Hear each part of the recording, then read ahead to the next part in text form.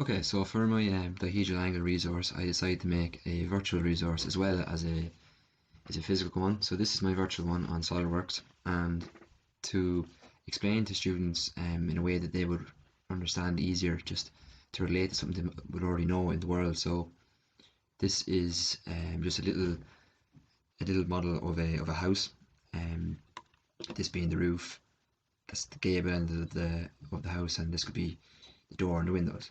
So just something that they can relate to. Um, the reason I've made this is to explain what a dihedral angle is. So a dihedral angle is a true angle between two intersecting planes. So the dihedral angle of this house would be under here because we have one plane here, call that plane A, and another plane here, plane B. Those two surfaces, if you look at it from a different angle, if they were to continue out, extend out that way, and this one to extend out that way, they'd intersect here at this point, our point of intersection. And in order to find a dihedral angle, we have to be able to see both planes as an edge view at the same time. So when we look at these planes at an edge view, we can see the true length of these lines, and that will help us find our dihedral angle. The reason that we have to find the true length, the edge view, is that if we went to look to try and measure the angle, say from here, we're not going to get the right measurement because it's fake. It's not the real dihedral angle, because we're not seeing it as a true line. We're seeing it from an edge view, same as over here, down here, wherever it might be. So we always have to view it as these planes as an edge view, in order to see the dihedral angle. Another important point to make is that in order to find the dihedral angle, we need to find a line that is common to both planes. So this line here is common to both of these planes because it's attached to two of them. And again, in order to find a dihedral angle, we need to see this line at a point view.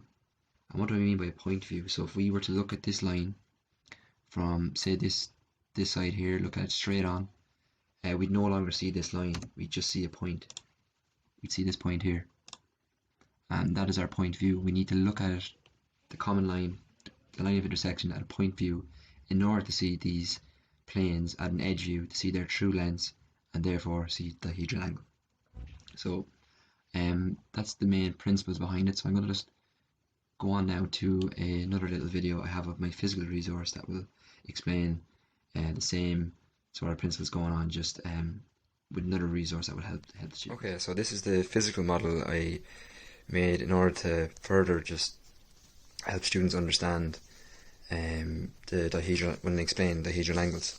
So in the previous little clip, I showed you just a virtual resource of a house with two surfaces, the two sides of the roofs being two planes. So if we look at this and we try to use the same principles to figure this out. So as I mentioned in the previous video, it's important to find your line of intersection, and the line of intersection, if you remember, is the line that is common to both planes. So in this case we have two planes A, B, and the common line would be this line here, and that line I have marked out is line CD. That's in plan. If you look at an elevation, we can see it there as well. So line C to D.